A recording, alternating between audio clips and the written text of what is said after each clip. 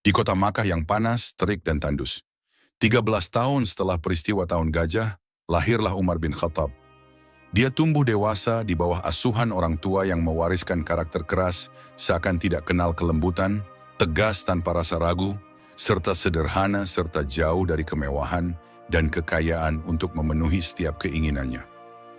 Ayahnya yang bernama Al-Khattab dan ibundanya bernama Hantamah binti Hashim bin Al-Mughirah, ia sendiri bernama Al-Khattab.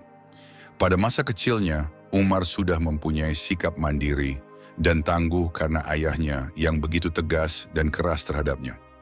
Sebagaimana anak-anak Quraisy pada umumnya, ia diberi tanggung jawab oleh orang tuanya untuk mengembala domba dan unta. Ia tidak hanya mengembala milik ayahnya, tetapi milik beberapa bibinya dari Bani Makhzum. Tempat ia mengembala ialah padang rumput Zajnan, sekitar 10 mil dari Qudait, tidak begitu jauh dari Makkah. Tidak hanya mengembala, Umar bin Khattab juga pandai dalam membaca dan menulis, di mana pada masa itu sangat minim orang yang pandai baca tulis. Ia juga pandai mengubah syair hingga dikenal sebagai Kitab Diwan Berjalan, karena berhasil menghimpun syair-syair Arab pilihan dari para penyair terkemuka. Ia juga biasa diundang di berbagai acara dan festival untuk berpidato, membacakan syair-syairnya. Pada bulan Zulhijjah tahun 6 kenabian, Umar bin Khattab memeluk agama Islam. Peristiwa ini membuat keributan orang-orang Quraisy, tetapi bagi kaum muslimin menjadi bagian penting kejayaan agama Islam.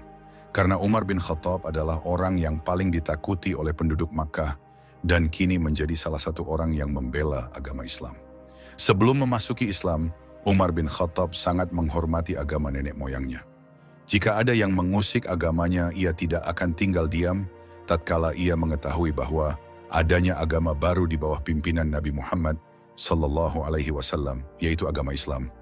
Agama yang mengajak orang-orang Makkah untuk beriman kepada Allah Subhanahu wa taala dan meninggalkan penyembahan terhadap berhala.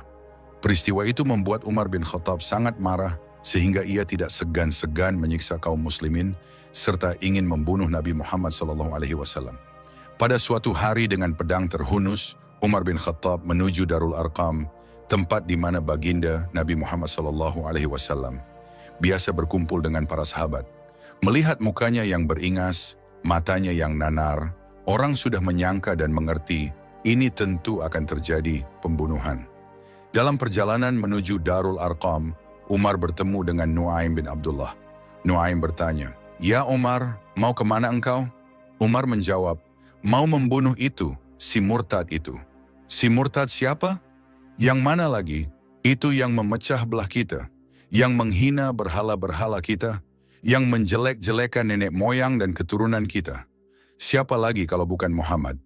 Kata Nuaim, "Umar, apa tidak salah engkau?" Umar bertanya, "Salah kenapa?" Kata Nuaim, "Apa kamu tidak malu? Kamu mau pergi membunuh Muhammad, sementara adikmu sendiri Fatimah, dia sudah termasuk salah seorang pengikut Muhammad." Mendengar ini, muka yang memang tadinya sudah marah dan merah, tambah jadi kelam. Bukan main marahnya Umar bin Khattab. Orang lain dia musuhi, orang lain dia kejar-kejar. Ini malah adiknya sendiri menjadi pengikut dari Nabi Muhammad sallallahu alaihi wasallam. Tidak jadi menuju Darul Arqam, dia berangkat ke rumah adiknya Fatimah. Di rumah Fatimah sedang berkumpul Fatimah, suaminya Sa'id bin Zaid, dan seorang sahabat Habab bin Arots. Mereka sedang membaca Al-Quran. Diketuk pintu oleh Umar, dan dijawab dari dalam, "Siapa di luar?" "Umar!" Mendengar suaranya saja, sahabat Habab bin Arots sudah lari ke belakang pintu. Adapun Fatimah yang sedang memegang suhuf, lembaran tulisan Al-Quran itu, menyembunyikan suhuf itu di belakang bajunya. Saat Umar masuk, tidak sengaja suhuf lembaran yang tersembunyi di belakang baju Fatimah tersebut. Umar pun bertanya, "Apa yang kau sembunyikan di balik bajumu itu?" Fatimah berkata, "Suhuf." "Apa suhuf itu?" "Lembaran Al-Quran." Maka dibacalah lembaran tersebut dalam surat Toha ayat 1-2 yang artinya, "Thaha, tidaklah aku turunkan Al-Quran ini untuk bikin sukar manusia, melainkan merupakan pengingat bagi orang-orang yang takut kepada Allah." Kemudian di surat Toha ayat 14-15 yang artinya, "Sesungguhnya akulah Allah, tidak ada Tuhan melainkan aku. Maka hendaknya hanya kepadakulah kamu menyembah. Dirikanlah salat untuk mengingat aku. Sesungguhnya kiamat itu pasti akan datang, yang sengaja waktunya tidak kami beritahukan kepada kamu semua, untuk kami balas segala setiap orang tentang apa saja yang telah mereka lakukan dalam kehidupan dunia ini. Al-Quran Surat Toha ayat 14-15. Setelah membaca ayat ini gemetar tangannya. Dalam hati Umar ini tidak main-main. Belum pernah saya membaca ajaran yang semacam ini. Tidak patut orang yang mempunyai kitab suci semacam ini dimusuhi. Ini sesuatu yang benar.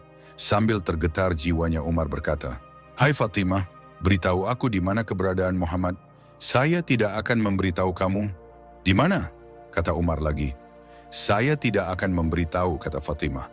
"Lebih baik kamu bunuh saya kalau memang maksudmu mau mencelakakan Nabi Muhammad." Umar menjawab, "Sama sekali saya tidak akan mencelakakan dia, Fatimah. Kasih tahu saja di mana dia." Fatimah menjawab, "Darul Arqam." Bergegas Umar menuju Darul Arqam. Saat di dalam Darul Arqam, Nabi Muhammad SAW memang sedang kumpul dengan para sahabat. Termasuk ada Hamzah yang juga terkenal sebagai jawara juga. Diketuklah pintu. Siapa di luar? Umar. Di dalam Darul Arqam ini geger sebagian sahabat. Umar datang ini pasti sebagai bencana. Tapi baginda Nabi Muhammad SAW menenangkan mereka. "Tenang, mudah-mudahan ada hikmahnya." Kemudian Hamzah tampil. "Bukakan dia pintu. Kalau niatnya baik kita terima, kalau niatnya tidak baik saya paling depan." Dibukakan pintu. Begitu dibukakan pintu, Umar masuk merangkul baginda Nabi Muhammad SAW. Kemudian dengan tersendat, Umar berucap, "Ashhadu an la ilaha illallah wa ashhadu anaka ya Muhammad Rasulullah." Saya bersaksi tidak ada Tuhan selain Allah, dan saya bersaksi engkau, wahai Muhammad, adalah utusan Allah. Kemudian seluruh para sahabat yang di rumah tersebut pada takbir. Kegembiraan meliputi suasana ketika itu, karena sebelumnya dikala Umar belum masuk Islam, dia merupakan ganjalan yang paling dikhawatirkan oleh umat Islam.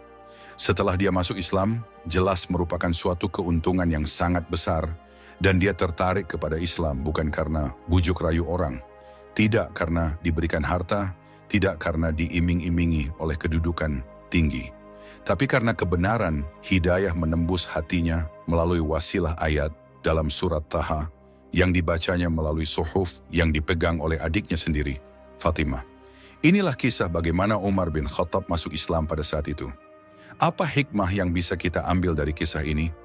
Dari masuk Islamnya Umar bin Khattab adalah menunjukkan bahwa hidayah Allah dapat datang kepada siapa saja, bahkan kepada orang yang awalnya keras menentang Islam. Dengan masuknya Umar, Islam semakin kuat secara sosial dan politik, karena keberanian dan kepemimpinannya memberikan dukungan besar bagi perjuangan kaum muslimin. Keislaman Umar juga mengajarkan bahwa seseorang bisa berubah menjadi lebih baik dengan petunjuk dan rahmat Allah. Semoga kita ini termasuk umat muslim yang taat dalam beragama, karena kita tahu semuanya bahwa perjuangan Rasulullah SAW dan juga para sahabat dalam memperjuangkan Islam begitu berat dalam ujian maupun tantangan pada saat itu. Allahumma sholli ala Muhammad wa ala alihi wa ashabihi ajmain.